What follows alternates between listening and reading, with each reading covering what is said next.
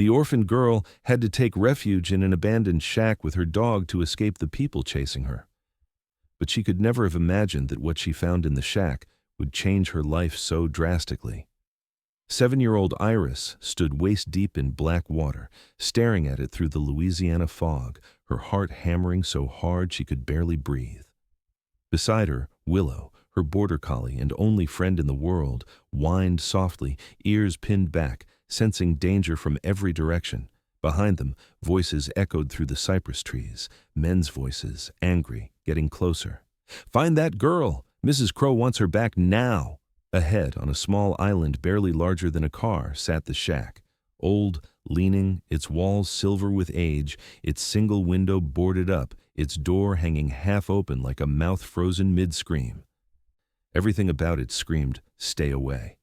But Iris had no choice. 30 minutes ago she'd been locked in her dormitory bed at St. Mary's Orphanage. Then she'd seen the black van pull up, the same van that had taken Molly and James and Sweet Maria. The van that collected orphan children in the middle of the night and made them disappear forever. Mrs. Crow, the orphanage director, was selling them. $5,000 per child to buyers Iris didn't want to imagine. Tonight was supposed to be Iris's turn. So she ran, climbed out a second-story window, down a rusted drainpipe, into the bayou where alligators hunted and water moccasins slithered through the dark, and Willow ran with her, because that's what the border collie did, always. The dog had appeared at the orphanage 6 months ago, starving and limping, and Iris had begged Mrs. Crow to let her stay. Now, as flashlight beams cut through the mist behind them, Iris realized Willow might be the only reason she was still alive. The dog always knew when danger was coming.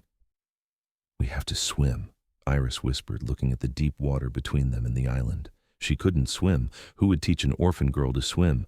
But staying here meant capture, meant the van, meant disappearing like all the others. Willow looked up at her with those intelligent amber eyes, then turned and plunged into the water. Iris followed. The cold swamp closed over her head once, twice, filling her nose and mouth with the taste of rot and earth. Her arms flailed wildly, her legs kicked in panic, and then Willow was there, circling back, letting Iris grab her wet fur. Together they moved through the black water, the dog's powerful legs pulling them both toward the island. Iris's feet touched mud, then solid ground. They'd made it. She crawled onto the island, gasping, coughing up swamp water, and looked up at the shack looming above her. Up close, it looked even older than she'd thought. The wood was cypress, turned silver gray with age. Spanish moss hung from the edges of the roof like the hair of drowned ghosts. The door hung at an angle, and through the gap, she could see nothing but darkness. "Don't go in there," every instinct screamed. Anything could be inside.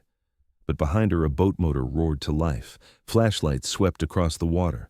Mrs. Crow's voice carried through the fog like a curse. "She's on one of these islands. Check them all. That child is worth $5,000 to the buyer." $5,000. That's what Iris was worth to them. A price tag, a transaction, property to be sold. Willow barked once, urgent, commanding, then bolted toward the shack's door. Iris had no choice. She ran after her dog, grabbed the edge of the door, and pulled it open wider. The hinges screamed like something dying. The sound echoed across the entire swamp, announcing their presence to anyone listening. "There!" a man shouted from somewhere too close. "That island! I heard something!" Iris and Willow plunged through the doorway into absolute darkness. The door swung shut behind them with a crash that made Iris's heart stop.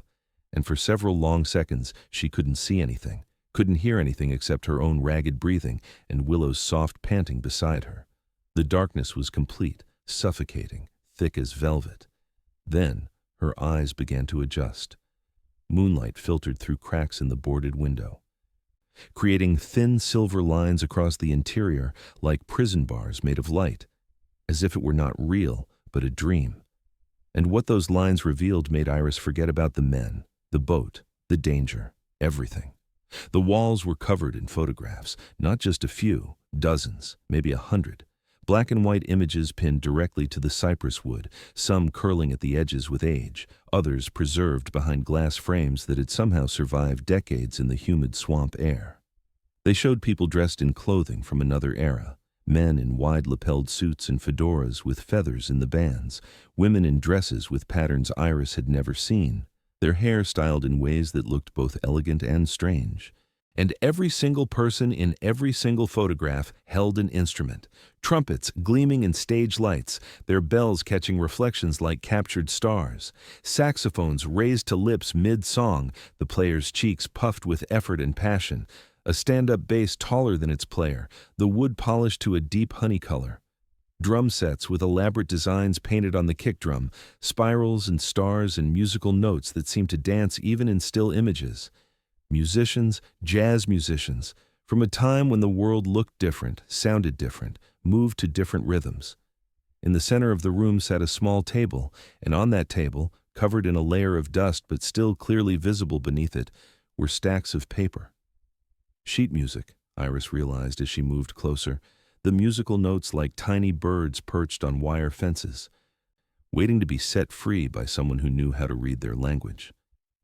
Beside the music sat an old record player, the kind with a hand crank instead of electricity, and next to that, a wooden box filled with vinyl records in paper sleeves, their edges worn soft from handling. But what made Iris's breath catch in her throat, what made her momentarily forget that dangerous men were hunting her, was the leather satchel sitting beside all of it. The bag was old, the leather cracked in places but still intact, still holding its shape after what must have been decades of sitting in this swamp shack. It was open just enough that she could see papers inside, papers with typed text and official-looking seals and signatures written in the careful, flowing style of fountain pen ink. "What is this place?" Iris whispered to the darkness. "To the photographs, to the ghost of whoever had lived here." Willow moved forward cautiously, her nails clicking on the wooden floorboards, sniffing every corner of the small room. The dog checked the entire perimeter methodically, nose working overtime, testing the air for threats both obvious and hidden. Then, her tail began to wag slowly.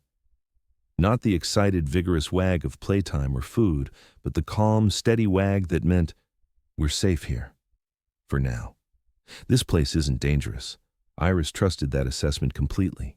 Willow had never been wrong about danger, not once in the 6 months they'd been together.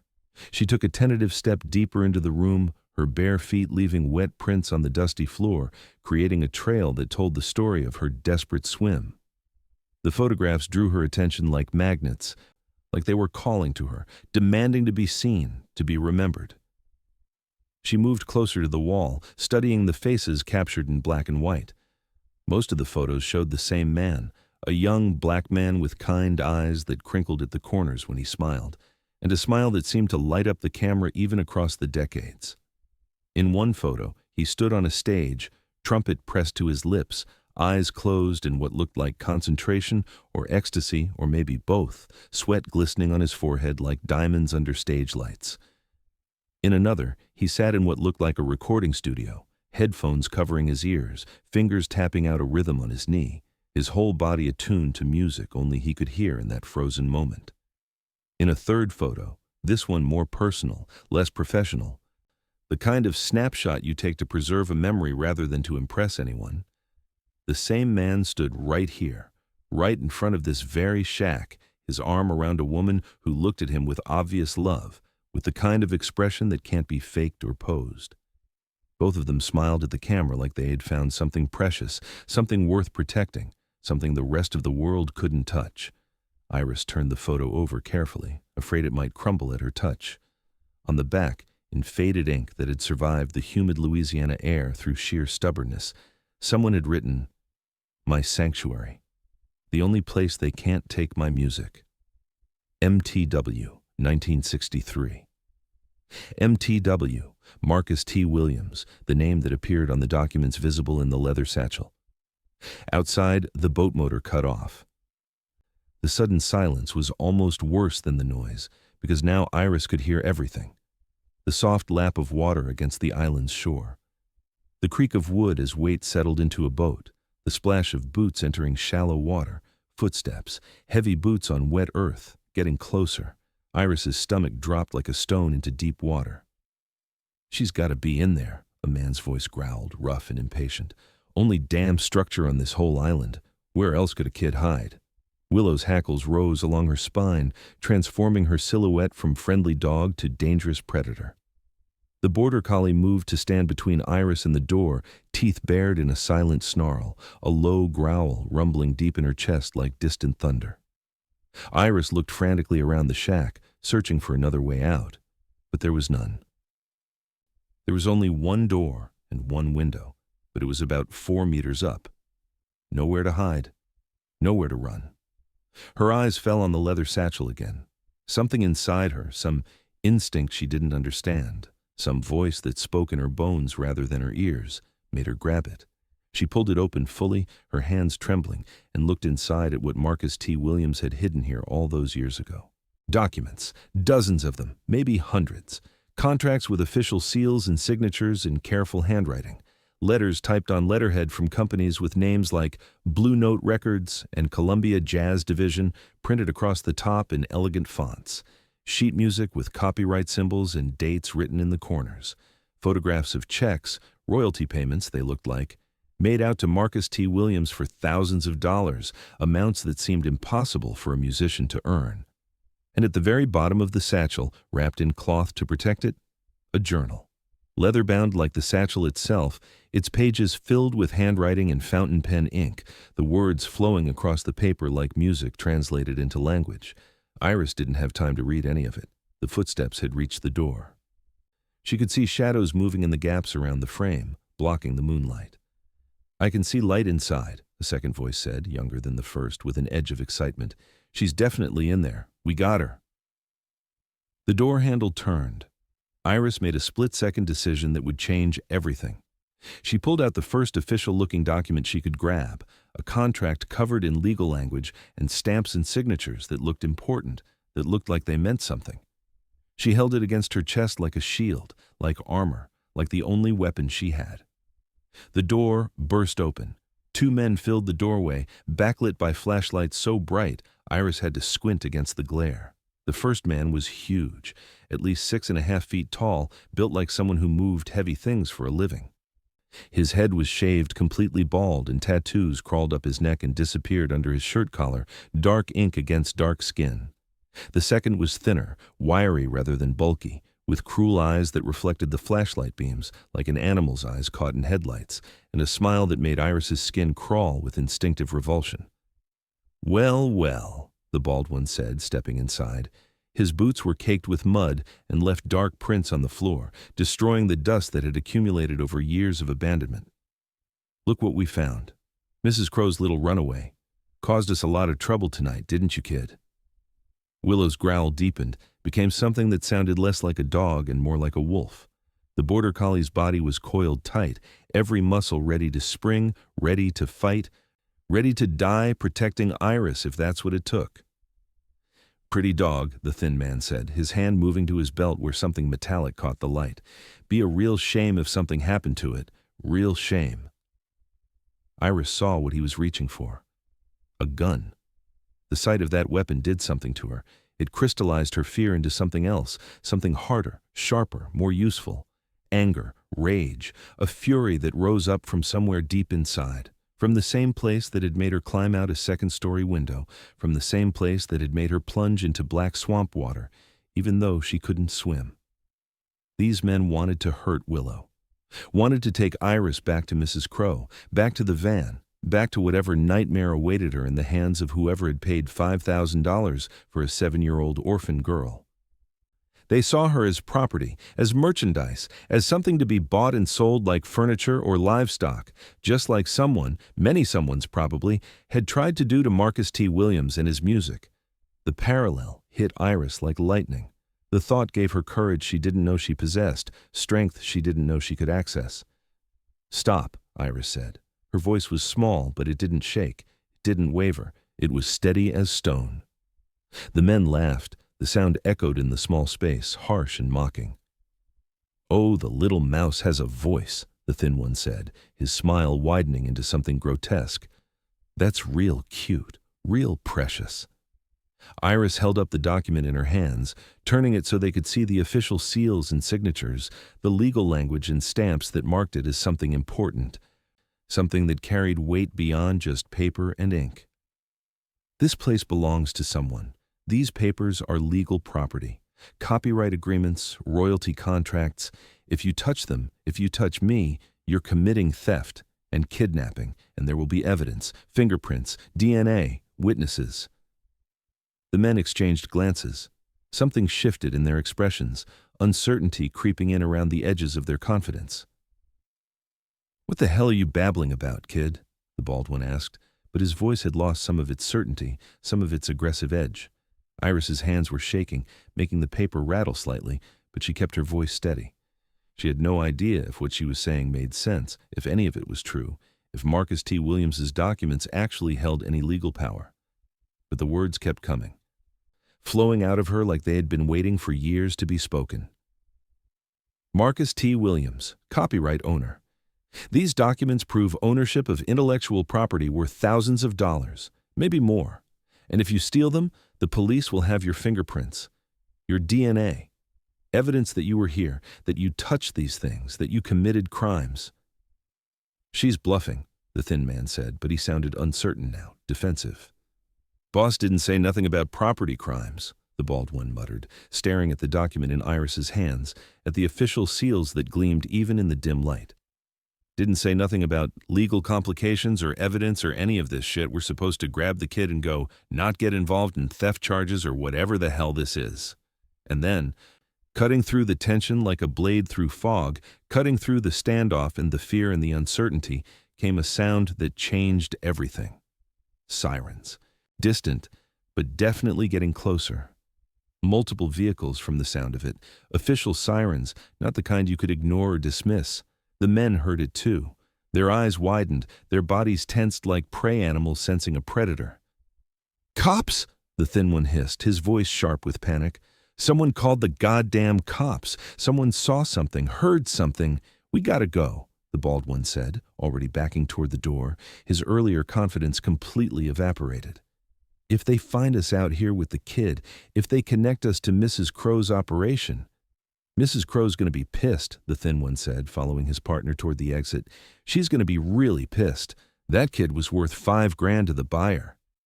"Then let Mrs. Crow come out here herself and deal with this," the bald one snapped. He pointed at Iris one final time, his expression dark with threat and promise. "This isn't over, little girl. You hear me? Mrs. Crow always gets what she wants. Always. You can't hide forever." "Then you tell her exactly where to find me," Iris said, surprising herself with her own boldness, with the strength in her voice. "You tell her I'm right here, in Marcus Williams's sanctuary, protecting what's his, and if she wants me, she can come get me herself." The men stared at her for one more second, this small, soaking, wet, terrified but defiant little girl holding documents like they were weapons, standing her ground in an abandoned shack with only a dog for protection. Then they ran. Their footsteps crashed through the underbrush, branches snapping, water splashing as they fled. The boat motor roared to life with a sound like a mechanical scream, and then the noise faded into the distance, swallowed by the vast swamp and the gathering fog. They were gone. Iris stood there, clutching Marcus T. Williams's contract in her hands, her whole body trembling now that the immediate danger had passed. Her legs felt weak, like they might not support her weight much longer. Her vision swam at the edges, dark spots dancing in her peripheral vision. Willow whined softly and pressed against Iris's legs, offering warmth and comfort and solid, reliable presence. The dog's body was warm despite their swim through cold water, warm and alive and safe. "We did it, girl," Iris whispered, tears streaming down her face now that she could afford to cry, now that the danger had passed enough for emotion to break through. "We actually did it. We're safe. We're okay." But even as she said the words, she knew this wasn't over. Not by a long shot. Not even close. The sirens were getting louder, closer, more insistent, and Iris had no idea if the people coming were friends or enemies, helpers or hunters. Would they rescue her? Or would they send her back to Mrs. Crow, back to the orphanage, back to the system that had failed to protect her in the first place? She looked around the shack one more time, at Marcus Williams's photographs covering the walls like wallpaper made of memories, at his music still waiting to be played, at his sanctuary that had somehow, impossibly, become hers too. This man had run away, she realized, just like her. had hidden himself in this swamp to protect something precious, his art, his dignity, his right to own what he created, to control his own destiny. And now, somehow, across 60 years and an impossible gulf of experience and circumstance, his refuge had become hers. His fight had become hers. His legacy was now in her hands, literally. She was still holding his contract. Iris made a decision in that moment, standing in the dim light of Marcus Williams's abandoned shack with a border collie pressed against her legs and the sound of approaching sirens cutting through the night. She would protect this. All of it. The documents, the music, the evidence, the truth. Whatever Marcus had been hiding from, whatever had forced him to abandon the world and build this sanctuary in the middle of a swamp, she would make sure it mattered. She would make sure his sacrifice wasn't for nothing. The sirens were very close now, maybe just across the water. Flashlights swept across the surface of the swamp, methodical and professional, the kind of searching that suggested training and purpose rather than random violence. Iris carefully began gathering documents from the table, handling each piece of paper like it was made of glass, like it might crumble to dust if she wasn't gentle enough. She placed them back in the leather satchel with reverence, with care, making sure nothing was damaged or bent or lost. The contracts, the letters, the royalty statements, the photographs, the journal. All of it went into the bag, and then she pulled the leather straps tight, securing everything inside, protecting Marcus Williams's legacy the same way he had protected it for decades. "Come on, Willow," she said softly, moving toward the door. "We need to decide who we can trust." The dog followed her without hesitation, pressed close to her side, ready to defend her if needed, but also ready to trust her judgment about when to fight and when to surrender. They stepped out into the Louisiana night together. The mist had lifted slightly, revealing a sky choked with stars, more stars than Iris had ever seen in her life, a reminder that the universe was vast and full of light, even when the world felt dark and dangerous. The swamp sang its nighttime symphony around them, frogs croaking their territorial claims, crickets chirping their mating calls, the occasional splash of something moving through water, hunting or fleeing or simply existing in the ancient ecosystem. And cutting through all of it, getting louder by the second, came the mechanical sounds of civilization, boat motors and sirens and human voices calling out in official tones. Within minutes, a boat approached the island, a flat-bottomed police boat with Louisiana Department of Wildlife and Fisheries painted on the side in large white letters that seemed to glow in the darkness. 2 officers stood in it, both wearing uniforms and life vests that marked them as official, as legitimate, as representatives of law rather than lawlessness. One was an older black man with gray at his temples and kind eyes that reminded Iris somehow of the photographs of Marcus Williams. The other was a younger white woman with her hair pulled back in a tight bun and an expression that suggested competence and strength. The older officer cut the motor and called out across the water, his voice calm and gentle despite the late hour and the strange circumstances. "Hello there. Are you hurt? Are you in danger?" Iris didn't answer immediately. Not yet. She needed to assess, to evaluate, to make sure these people were safe before she revealed anything important. "My name is Officer James Monroe," the man continued, his hands visible and empty, showing he wasn't a threat. "This is Officer Sarah Chen. We received a call about a child in distress out here in the bayou. Are you alone? Do you need help?" "Just me and my dog," Iris said finally. It was faint but clearly audible over the water. "Okay, that's good," Officer Monroe said, his tone warm and reassuring. "Can you tell me your name, sweetheart?" Iris hesitated again, weighing her options, calculating risks. If she told them her name, they'd know she was from St. Mary's Orphanage. They'd call Mrs. Crow. And then everything would be over. All of this would be for nothing. But Officer Chen said something that made Iris's decision for her, something that cut through her fear and hesitation. "Sweetheart, we're not going to hurt you. We're not going to take you anywhere you don't want to go. But you're soaking wet and it's going to get cold tonight, and we need to make sure you're safe and warm and okay. Can we at least come ashore and talk to you? Just talk?" There was something in the woman's voice, something genuine and kind and honest, that made Iris nod slowly. "Yes," she whispered, You can come here." The officers brought their boat to shore carefully, their movements slow and deliberate, designed not to frighten a traumatized child. Officer Monroe stepped onto the muddy island first, his boots sinking slightly into the soft earth, and Officer Chen followed close behind. Up close, Officer Monroe looked even more like someone's grandfather. Kind eyes with deep smile lines around them, gray hair cropped short, hands that looked strong but gentle. Officer Chen was younger, maybe 30, with sharp, intelligent eyes that took in everything: the shack, the condition Iris was in, the way Willow stood protectively beside the girl.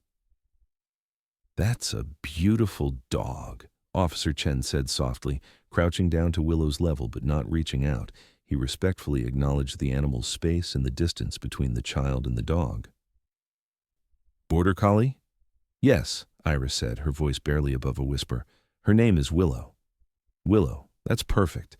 I have a border collie too back home. Smartest dogs in the world, aren't they?"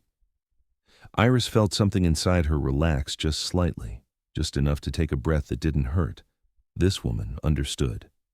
She got it. Officer Monroe looked at the shack behind Iris, taking in the old structure, the silver wood, the photographs visible through the still open door. "Have you been inside there?" "Yes." "Is it safe? Structurally sound?" "I think so. It's been here a long time." "May we look inside?" Officer Chen asked gently. "Just to make sure there's no one else here, no one who might hurt you." Iris clutched the leather satchel tighter against her chest. The things inside belong to someone. They're important. "They can't be damaged." Officer Monroe's eyebrows rose slightly. "Belong to who?" "Marcus T. Williams, a musician from a long time ago." The officers exchanged glances, something unspoken passing between them. "Okay," Officer Chen said carefully. "We'll be very careful with everything inside, I promise. But Iris, it is Iris, right? We need to understand what happened tonight. We need to know why you're out here, why you're soaking wet, why you look so scared." And so Iris told them. She told them about St. Mary's orphanage, about Mrs. Crow and her cold eyes and fake smile, about the black van that came in the night, about Molly and James and sweet Maria who never came back, about tonight, about the men coming for her, about climbing out the window and running into the swamp.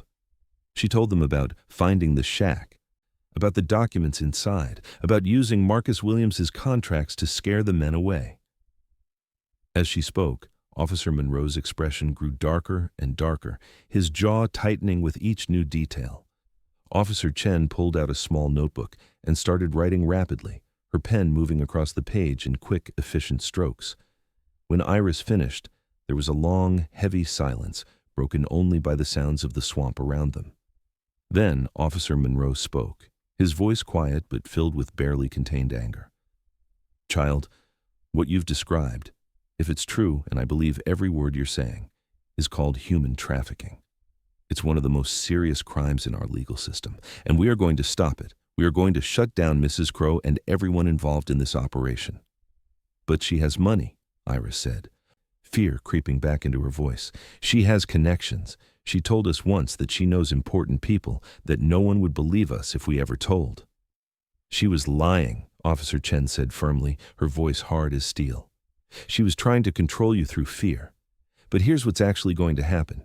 We're going to take you somewhere safe, not back to the orphanage, I promise you that. We have a crisis center in Baton Rouge specifically for children in situations like yours. You'll have a bed, food, safety, counseling, everything you need." "What about Willow?" Iris asked, panic rising in her chest like water filling a sinking boat. "Willow comes with you," Officer Monroe said immediately, without hesitation. "No question about that. That dog saved your life tonight. She's family, and families stay together." Iris felt tears stream down her face again, but these were different tears. Not fear or pain, but relief, so profound it felt like a physical force. "And the documents?" she asked, holding up the satchel. "Can I keep them safe? Can I protect what Marcus Williams left behind?" Officer Chen looked at Officer Monroe. A silent conversation happened in that glance. "For now, yes," Monroe said carefully. "But we'll need to document what's in there eventually. If these are valuable historical items or legal documents, we need to establish proper chain of custody, figure out who the rightful owner is, but we won't take them from you without your permission. Deal? Deal, Iris whispered. They helped her into the boat, their movements gentle and careful. Willow jumped in beside her, shaking water everywhere. And for the first time in hours, maybe for the first time in her entire life, Iris felt something like safety. As the boat pulled away from the island, she looked back at the shack one more time. In the darkness, with moonlight filtering through the Spanish moss, it looked almost magical. A place where something terrible had been transformed into something powerful, where hiding had become legacy. "Thank you, Marcus," she whispered so softly that only Willow could hear. "Thank you for the shelter." The building was nothing like St. Mary's orphanage. Where the orphanage had been cold and institutional, all hard edges and fluorescent lights and rules posted on every wall, the crisis center was warm. Soft lighting, comfortable furniture, colors that didn't hurt to look at. And it smelled like lavender and fresh bread instead of industrial cleaning solution and desperation. "Has your house ever smelled like this?" Write an explanation. Patricia Williams, no relation to Marcus, she explained with a gentle smile, was the director. She was a black woman in her 50s with silver-streaked hair pulled back in a neat bun and eyes that had seen pain but hadn't let it harden her into cruelty. "Welcome, Iris," she said, crouching down to the girl's eye level. "This is your home for as long as you need it. No one here will hurt you. No one will force you to do anything. You're safe now." Iris wanted to believe her, desperately wanted to believe that this wasn't just another version of the same trap. "And Willow?" she asked, because the dog was the only constant, the only thing that had never betrayed her. "Willow has her own bed right next to yours," Patricia said, pointing to a comfortable-looking dog bed set up beside a real bed. Not a cot, not a thin mattress on metal springs, but an actual bed with a thick mattress and soft blankets. "She's officially registered as your emotional support animal. That means she goes wherever you go." That night, after a hot shower and a real meal, and more kindness than Iris knew how to process, she lay in the soft bed with Willow curled up on the rug beside her, and cried.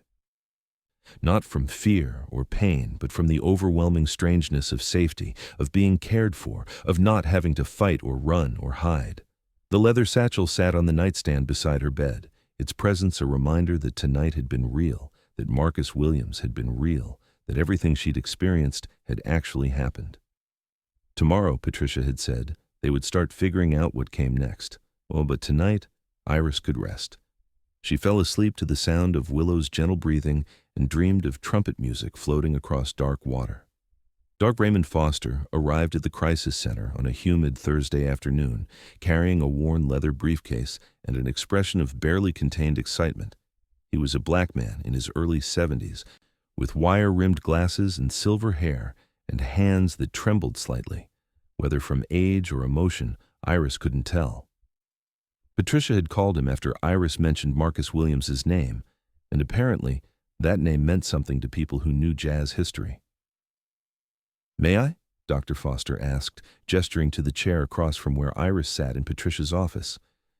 Willow lay at her feet, ever watchful. "Okay," Iris said quietly. Dr. Foster sat down carefully, like his joints hurt, and looked at Iris with something like wonder. "Young lady, do you understand who Marcus Williams was? A musician, a trumpet player, from the 1960s. Not just a musician," Dr. Foster said, his voice warm with passion. "One of the greatest trumpet players of his generation. Self-taught, grew up in the 9th Ward. Started playing in clubs when he was just a teenager. By the time he was 25, he'd recorded 3 albums and was being compared to Miles Davis and Dizzy Gillespie." "What happened to him?" Iris asked, though she suspected she already knew the answer. Dr. Foster's expression darkened. What happened to too many black artists in that era? The record companies saw talent and saw profit, and they took advantage.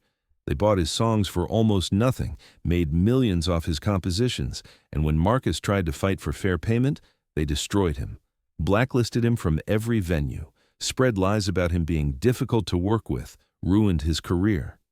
"That's not fair," Iris said, anger heating her voice. "No, it isn't. And Marcus knew it. He tried to sue Columbia Jazz Division, tried to get what was rightfully his, but they had expensive lawyers and he didn't. He lost the case. And after that, he just..." Disappeared. Most people thought he died in a fire at a club on Bourbon Street in 1964, but his body was never found. Because he didn't die, Iris said quietly. He went to the shack, to hide, to protect what was his. Dr. Foster leaned forward, his eyes bright. Is that what the documents show? Evidence of what they did to him? Iris looked at Patricia, who nodded encouragingly. Then she reached for the leather satchel and carefully began removing documents, placing them on the coffee table between them. With each item, Dr. Foster's eyes grew wider behind his wire-rimmed glasses. Contracts showing Marcus Williams signing away rights to his compositions for tiny amounts of money. Copyright certificates proving he owned the original compositions. Letters from Columbia Jazz Division, friendly at first, then increasingly hostile as Marcus demanded fair payment. Royalty statements showing massive sales, 50,000 albums, 100,000 more, with tiny payments made to the artist. And most damning of all, internal memos from Columbia executives discussing strategies to minimize Williams's financial claims and protect company interests and ensure artist compliance through pressure tactics. Dear God, Dr. Foster breathed, handling one of the memos with trembling hands. This is a smoking gun, evidence of systematic fraud. If these are authentic, they're authentic, Patricia said firmly. Look at the paper, the ink, the signatures. This is 60-year-old documentation, perfectly preserved. Dr. Foster pulled out his phone and began photographing the documents, his hands shaking so badly that some shots came out blurred. Do you understand what this means? If Marcus Williams has any living heirs, children, grandchildren, anyone, they could sue for decades of unpaid royalties. We're talking about millions of dollars, possibly tens of millions. Iris thought about the photograph she'd taken from the shack, Marcus standing with a woman, both smiling, the inscription on the back mentioning it was his sanctuary. He had someone, a woman. I have a picture. She pulled the photograph from her pocket and handed it to Dr. Foster. The historian studied it carefully, then turned it over to read the inscription. 1963. This might have been taken just before he disappeared. He looked up at Iris, his eyes bright with unshed tears. May I take this? Try to identify who this woman was? If she's still alive? If they had children? You want to find his family? Iris said. I want to give Marcus Williams the justice he deserved. And yes, if he has family, they deserve to know the truth. They deserve what's rightfully theirs. Iris felt something settle in her chest, a sense of rightness, of purpose. Okay, but I want to help. I want to be part of this. Marcus saved me. His shack gave me shelter when I had nowhere to go. I owe him. Dr. Foster smiled, and there were tears running down his face now. Iris, I think Marcus would be very proud of you. Dr. Foster worked fast. Within 2 days, he'd tracked down marriage records from 1962, Marcus T. Williams and Marie Josephine Delacroix, married in New Orleans at a small ceremony with just a few witnesses. Birth records from March 1964 showed a daughter, Josephine Marie Williams, born at Charity Hospital. But after 1965, the trail went completely cold. No death certificates for Marcus or Marie, no tax records, no Social Security filings, nothing. It's like they vanished into thin air, Dr. Foster said, sitting in Patricia's office with Iris and Officer Monroe, who'd become involved in the case as it expanded beyond simple child protection into potential criminal investigation. Or they changed their names, Officer Monroe suggested. If Marcus felt unsafe, if Columbia was threatening him, he might have taken his family and started over with new identities. Difficult in 1965, but not impossible, especially in Louisiana, where record-keeping could be inconsistent. So Josephine Williams could be anywhere, Patricia said. Could be anyone. She'd be 60 years old now, Dr. Foster calculated, assuming she's still alive. Iris felt despair creeping in like cold water seeping through cracks. How could they find one woman who might have changed her name 60 years ago, who might not even know who her real father was? But Dr. Foster wasn't ready to give up. I've been contacting old-timers in the New Orleans jazz community, musicians who played with Marcus back in the day, and one of them, Claude Beaumont, 92 years old but sharp as ever, remembered something. He pulled out a newspaper clipping, yellowed with age, protected now in a plastic sleeve. The headline read, "Local Jazz Musician Missing After Club Fire." The article was brief. Marcus Williams, age 29, had not been seen since a fire at the Blue Moon Club on Bourbon Street. The fire was ruled accidental, faulty wiring. But Marcus had been performing there that night and hadn't been seen since. Police suspected he might have perished in the fire, though no body was found. "Convenient," Officer Monroe said, his detective instincts clearly activated. "Very convenient timing." That's what Claude Beaumont said too. He never believed Marcus died in that fire. Said Marcus was too careful, too smart. Claude thinks Marcus staged his own death to escape Columbia's reach. "And went to the shack," Iris said, the pieces falling into place, "to protect his family, to hide the evidence until it was safe." "Except it was never safe," Patricia said quietly. "So he stayed hidden, lived out his life in the swamp, and when he died, whenever that was, he left everything there, hoping someday someone would find it." "Someone did," Dr. Foster said, looking at Iris with profound respect. "You did." 2 weeks after Dr. Foster began his search, he burst into the crisis center with news. "I found her," he said breathlessly. "I found Josephine." Iris jumped up from where she'd been doing homework, Willow immediately alert beside her. "Where?" "Baton Rouge. She's been living there for 40 years, works as a music teacher at Jefferson High School. And here's the remarkable part. She never changed her first name. She got married in 1985, took her husband's last name, which is why we couldn't find her. Josephine Walker now, but she's Marcus's daughter."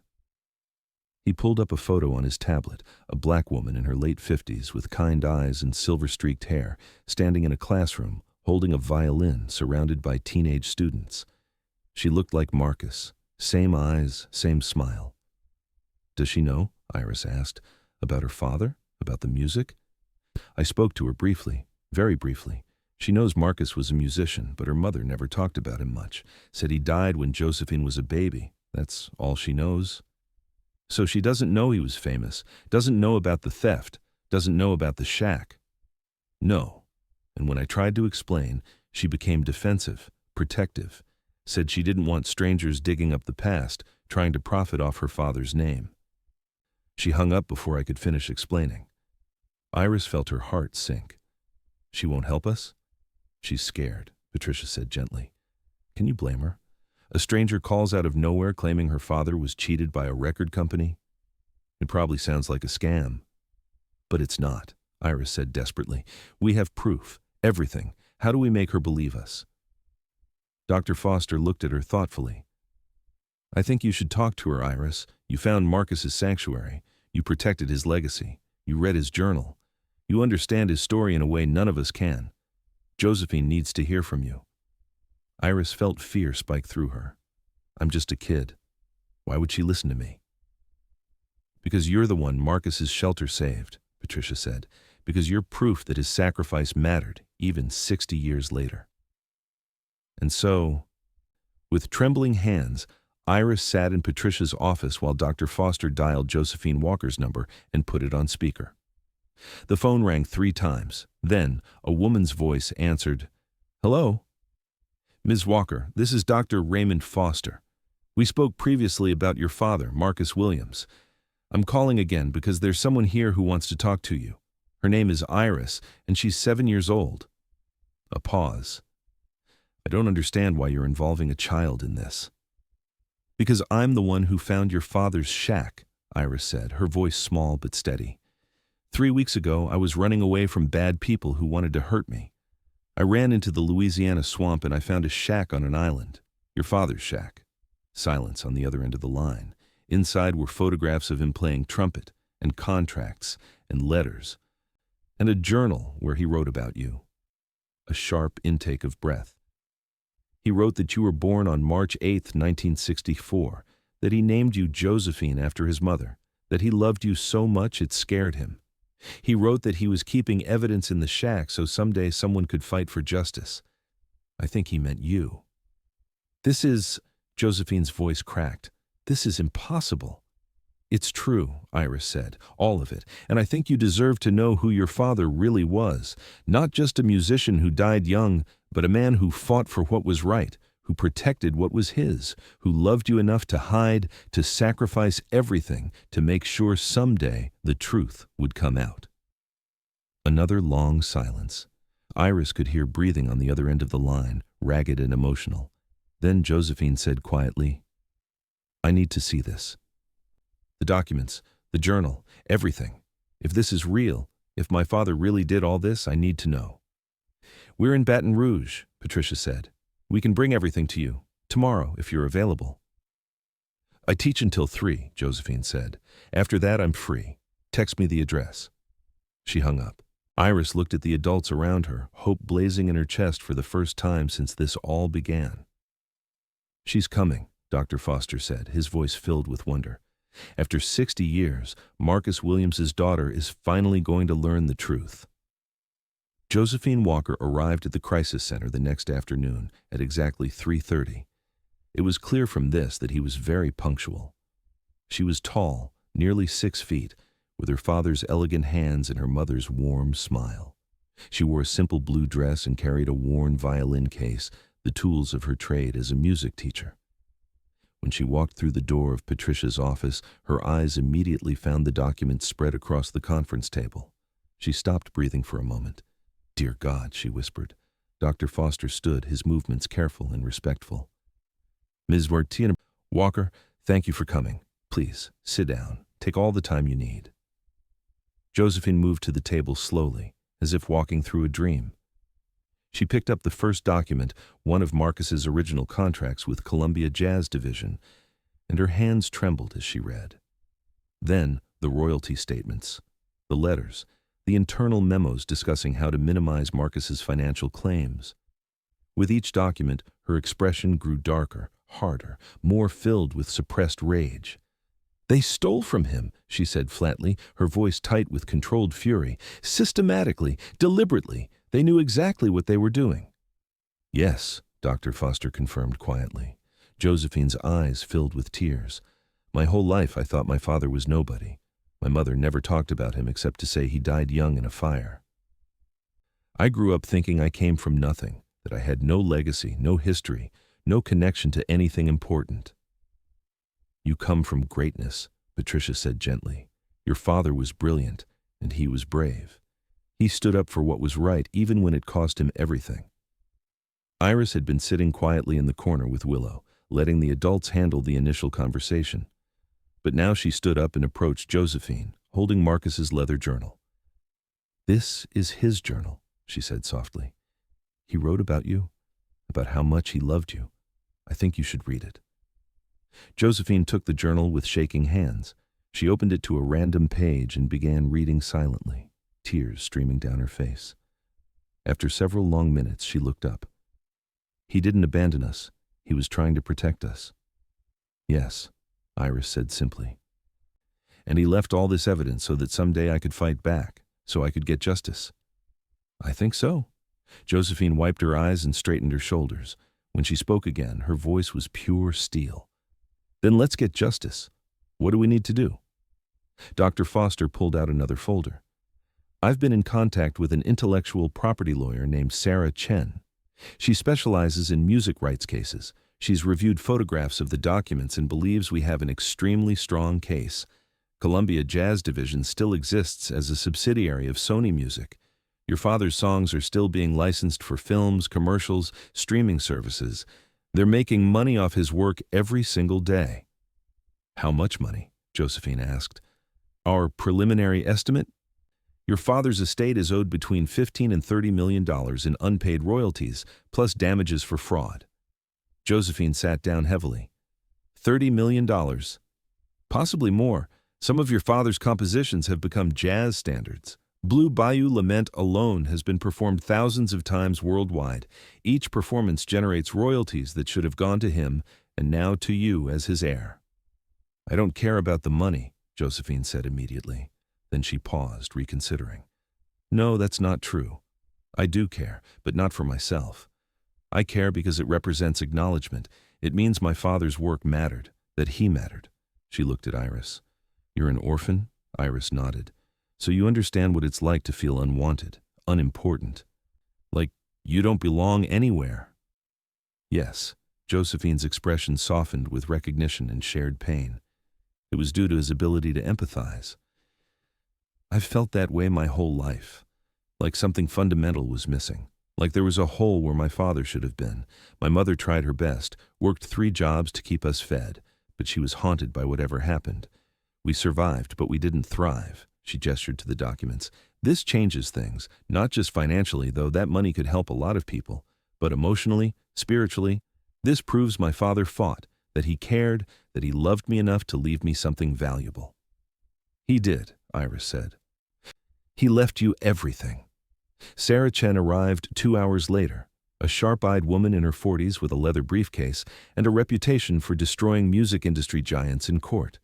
She reviewed every document methodically, took detailed notes, photographed everything from multiple angles, and then laid out the battle plan. Here's the situation, she said, sitting across from Josephine in Patricia's office. First, we establish you as Marcus Williams's legal heir. That requires genetic testing to prove paternity. Do you have anything of your father's? Hair, clothing, anything with DNA? My mother kept some things, Josephine said. A hairbrush, clothes he left behind. I never threw them away. Perfect. We can extract DNA and compare it to yours. Once paternity is established, you become the legal owner of Marcus Williams's intellectual property and the beneficiary of any unpaid royalties. Then what? Then we file suit against Sony Music, the parent company that now owns Columbia Jazz Division. We're suing for copyright infringement, fraud, breach of contract, and unjust enrichment. We'll also file criminal complaints regarding the 1964 fire. Officer Monroe, who'd joined the meeting, nodded grimly. That fire investigation is still technically open. Cold case, but open. If we can prove arson, if we can connect it to Columbia's efforts to silence Marcus, we can press charges.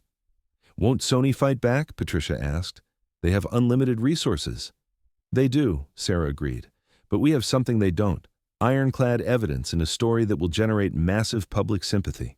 When this hits the media, orphaned girl finds murdered musician's hidden evidence, helps reunite daughter with father's legacy. Sony won't want that kind of attention. So we use publicity as leverage, Dr. Foster said. Exactly. We send them a demand letter first, give them 30 days to respond. If they settle quietly, pay what's owed, restore Marcus Williams's credits, and acknowledge wrongdoing, we can avoid a trial. If they refuse, we go public and sue. Josephine looked overwhelmed. This is happening so fast. Sarah's expression softened. Ms. Walker, I understand this is a lot, but cases like this, where the evidence is this clear and this damning, are rare. Most artists from that era had their work stolen, and we can't prove it because the documentation is gone. Your father preserved everything. He gave you a weapon. Don't let his sacrifice be wasted. Josephine looked at the documents spread across the table. At her father's handwriting in the journal, at the photographs of him young and hopeful and talented. Okay, she said finally, let's do it. Let's get my father the justice he deserved. 2 weeks later, Sarah Chen hand-delivered a 47-page demand letter to Sony Music's headquarters in New York. The letter was devastating.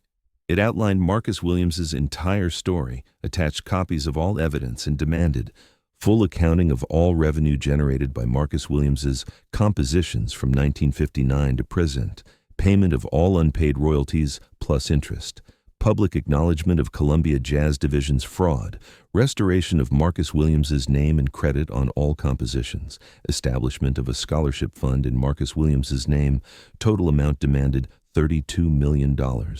Sony had 30 days to respond. Those 30 days felt eternal. Iris returned to her routine, school, homework, playing with Willow, occasional nightmares about Mrs. Crow that gradually faded. But through it all, she thought about Marcus and Josephine, and whether justice would finally come. Josephine visited several times, bringing her violin, playing some of her father's compositions. The music was beautiful, haunting melodies that sounded like water and moonlight and memories. He wrote this one about my mother, Josephine explained, playing a slow, tender piece. It's called Marie's Waltz. I found it in his effects years ago, but never knew what it meant. Now I understand. On day 29, Sarah Chen's phone rang. Sony wanted to negotiate. They met in a conference room in New Orleans, neutral ground, historic ground, the city where Marcus Williams had made his music and lost everything. On one side of the table, Sarah Chen, Josephine Walker, Dr. Raymond Foster, and Iris, who'd insisted on being present. On the other side, 4 lawyers from Sony Music, 2 executives, and a professional mediator. The head lawyer, Richard Stern, silver-haired and expensive-suited, opened with calculated precision. My clients are prepared to offer $5 million plus full restoration of composer credits. Sarah didn't even blink. Counteroffer, $32 million as outlined in our demand letter, plus formal public apology, plus the scholarship fund, plus transfer of all original master recordings to the estate. That's not realistic, Stern said. Many of these compositions haven't generated significant revenue in decades. Then you won't mind providing full accounting records, which you've repeatedly refused to produce. What are you hiding, Mr. Stern? The lawyers shifted uncomfortably. Josephine spoke up, her voice steady. My father didn't die in that fire, did he? The room went silent. I've read the police reports, Josephine continued. Fire started at 2 a.m. in the electrical room, right after my father argued with a Columbia executive who showed up at the club. That argument was witnessed by 3 people. That's not coincidence. Stern's expression remained neutral. Ms. Walker, I understand emotions are running high. I'm not emotional. I'm factual. Someone wanted my father silenced, whether Sony knew about it then or just benefited from it later. You've profited from his murder for 60 years. That's a serious accusation, Stern said coldly. Then disprove it, Sarah challenged. Open your books. Show us the accounting. Prove Marcus Williams's estate isn't owed tens of millions. The Sony lawyers huddled, whispering urgently. After 5 minutes, Stern turned back. $15 million, final offer. $25 million, Sarah countered, plus public acknowledgement, credit restoration, scholarship fund, and master recordings, and we don't pursue criminal charges related to the fire. More whispering, longer this time. Finally, $20 million, credits restored, public acknowledgement that Marcus Williams was a gifted composer whose contributions were inadequately recognized, scholarship fund of $1 million, masters transferred, but no admission of criminal wrongdoing, and all investigations dropped. Sarah looked at Josephine. Your call. Josephine was quiet for a long moment, then she said, One more thing. I want the original reel-to-reel tapes, not just copies. The actual master recordings my father made in 1959 through 1964. Those belong to his estate. Stern grimaced. Those recordings are historically valuable. Then you should have paid for them fairly 60 years ago, Josephine said flatly. The lawyers huddled again. Fine, Stern said finally. $20 million, credits, acknowledgement, scholarship, and original masters. But you sign an NDA. No book deals, no documentary deals, no media discussing settlement specifics. Except, Sarah interjected, we reserve the right to publicly celebrate Marcus Williams's legacy and acknowledge his estate has been justly compensated. We won't discuss dollar amounts, but we will tell his story. Stern's jaw tightened, but he nodded. Acceptable. Sarah looked at Josephine one final time. Josephine looked at Iris. Iris gave a small nod. We have a deal, Josephine said. The paperwork was drawn up within hours, signatures applied, lawyers shook hands with the cold professionalism of people who'd just completed a transaction rather than acknowledge decades of injustice. But when it was done, when the Sony representatives had left and only the team remained, Josephine broke down crying. It's over, she sobbed. After 60 years, it's finally over. Foster put a gentle hand on her shoulder. No, it's not over. It's just beginning. Now comes the part where we make sure everyone knows who Marcus Williams was. Where we honor his legacy properly. Josephine wiped her eyes and nodded. You're right. The money is just the start. The real work is making sure he's remembered. She looked at Iris. And it started with you. With a 7-year-old girl brave enough to run into a swamp, smart enough to protect what she found, and kind enough to care about a stranger's legacy. Iris felt tears on her own cheeks. He saved me first. His shack gave me shelter when I had nowhere to go. Then you saved each other, Josephine said softly. Across 60 years and an impossible distance, you and my father saved each other. 6 months after the settlement, Iris stood on the shore of the Louisiana bayou with Willow beside her, watching a small boat cut through the black water toward the island where everything had changed. In the boat sat Josephine Walker and Patricia Williams. They were returning to the shack, Marcus's sanctuary, for the first time since justice had been served. Iris had been living with Patricia for 4 months now. The adoption papers had been finalized 3 weeks ago in a small courthouse ceremony that made Iris cry happy tears for the first time in her life. She was Iris Rose Williams now. Patricia had wanted to honor Marcus's legacy, and Iris had agreed without hesitation.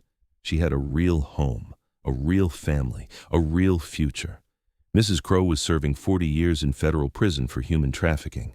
The entire network had been dismantled. 17 children rescued, 8 adults arrested. And it had all started because one 7-year-old girl had been brave enough to run into a swamp and smart enough to recognize the value of what she found there. The boat reached the island, and Josephine stepped onto the muddy shore. She looked different than she had 6 months ago, lighter somehow, like decades of weight had been lifted from her shoulders. She carried a small wooden box under one arm. "Ready?" Patricia asked Iris gently. Iris nodded. Together, the 3 of them, 4 counting Willow, walked toward the shack. It looked exactly the same. Silver cypress wood weathered by decades, sagging roof that had somehow survived countless storms, door hanging at that familiar angle. But now Iris knew what it represented: courage, defiance, love that transcended time and circumstance. Josephine pushed open the door, and they stepped inside. The photographs still covered the walls like wallpaper made of memories.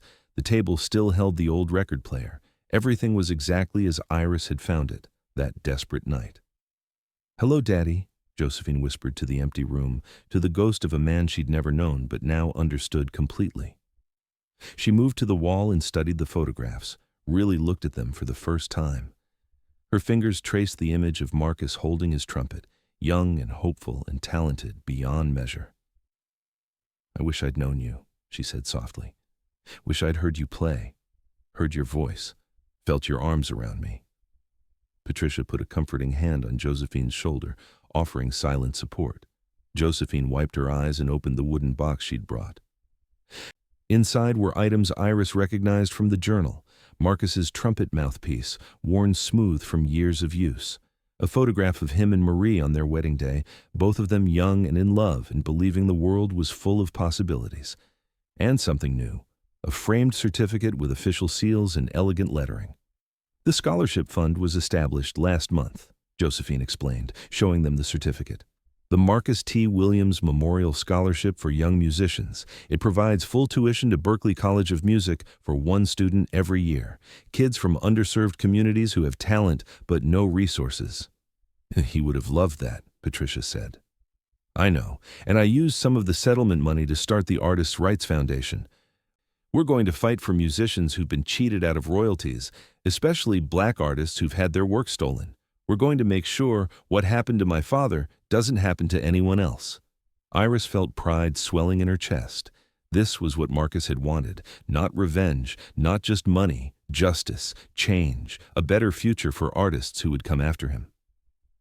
Josephine placed the certificate on the table, propping it against the old record player.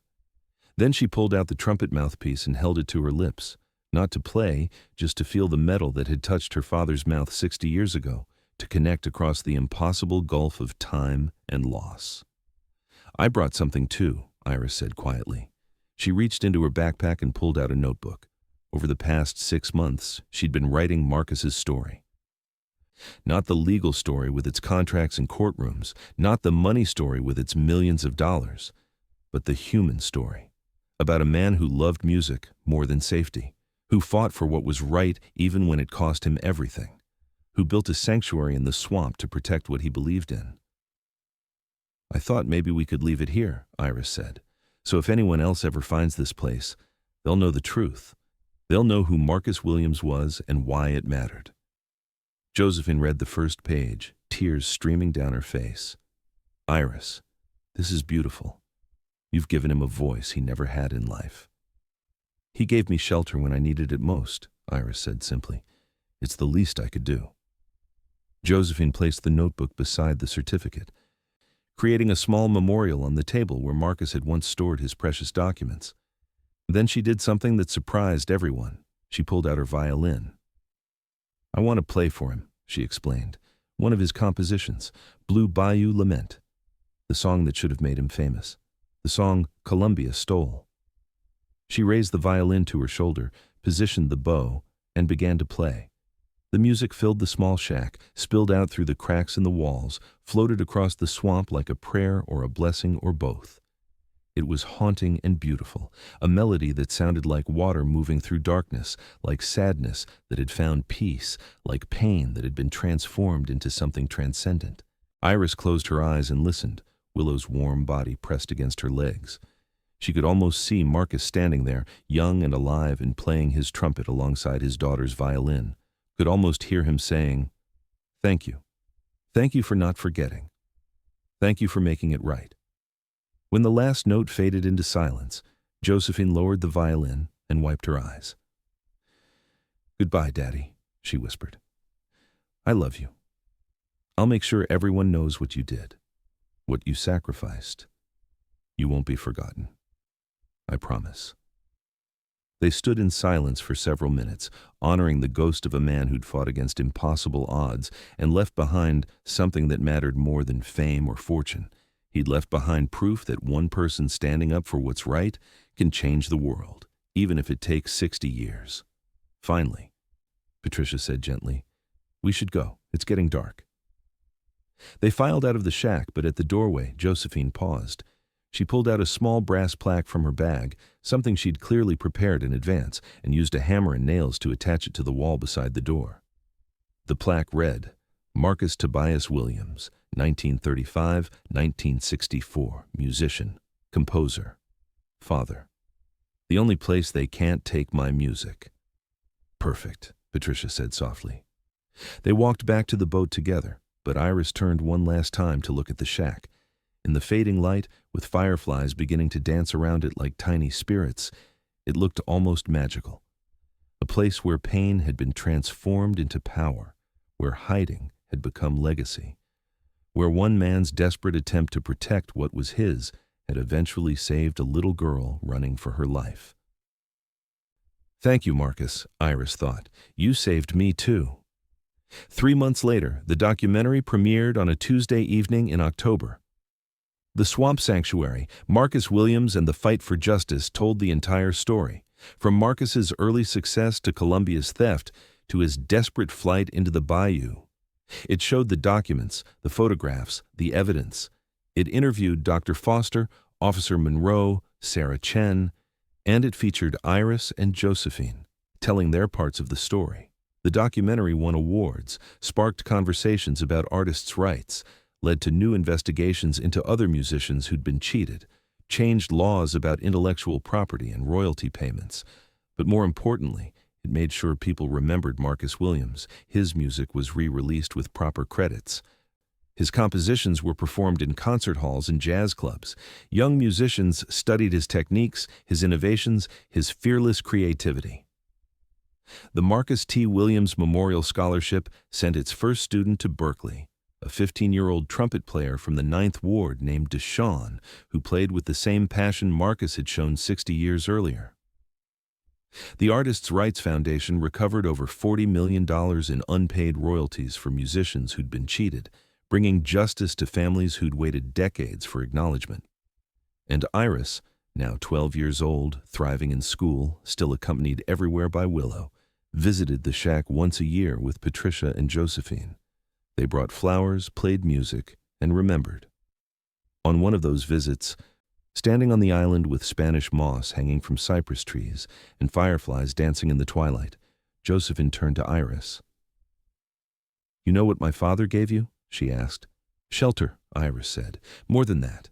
He gave you purpose, showed you that even when the world is cruel, even when powerful people try to steal what's yours, you can still fight. You can still win. You can still matter." Iris looked at the shack, at the brass plaque gleaming in the fading light, at the sanctuary that had saved her life and changed everything. "He gave me hope," she said quietly. He taught me that protecting the truth matters, that standing up for what's right matters, that one person can make a difference. And what will you do with those lessons? Patricia asked, her arm around Iris's shoulders. Iris smiled. Pass them on. Help other kids who feel lost and scared. Show them that even in the darkest places, hope can survive if you protect it. Willow barked once, as if agreeing. The three of them stood together on that small island as darkness fell, and stars began appearing in the Louisiana sky. A grandmother, by choice. A daughter who'd found her father 60 years too late, and an orphan girl who'd discovered that family isn't always about blood. Sometimes it's about courage and kindness and shared purpose. The shack still stood behind them, weathered but enduring, a monument to the truth that some things are worth fighting for, worth hiding for, worth preserving across decades until the right person finds them and brings them into the light. Marcus Williams had built a sanctuary in the swamp to protect his music. Instead, he'd created something far more valuable, a legacy that would save lives, inspire justice, and prove that even the smallest voice, even the most powerless person, even a 7-year-old girl running for her life, can change the world. If they're brave enough to try, if they're strong enough to hold on, if they refuse to let the truth be forgotten. The boat carried them away from the island as night fell completely, but Iris looked back one more time at the shack silhouetted against the stars. "Thank you, Marcus," she whispered into the wind, "for everything." And somewhere in the darkness, in the space between memory and music, between past and present, between what was lost and what was found, a trumpet played a single note, clear, strong, eternal, the sound of justice finally served. 10 years later, Iris Williams graduated from law school with a specialty in intellectual property rights. She joined the Artists' Rights Foundation as their youngest attorney. The Marcus T. Williams Memorial Scholarship has now sent 38 students to Berklee College of Music. Josephine Walker published a biography of her father titled Blue Bayou, The Marcus Williams Story, which became a bestseller and was taught in music history courses nationwide. The shack still stands on its small island in the Louisiana Bayou. It's now a protected historical site visited by musicians, historians, and dreamers who need to believe that truth eventually wins. A sign at the entrance reads, "Some shelters protect the body. This one protected the soul." And every year on March 8th, the day Josephine was born, the day Marcus Williams became a father, someone places fresh flowers on the steps. The flowers are always accompanied by a small card that reads simply, "Thank you for the sanctuary, IRW." Because some debts can never be fully repaid, but they can be honored forever.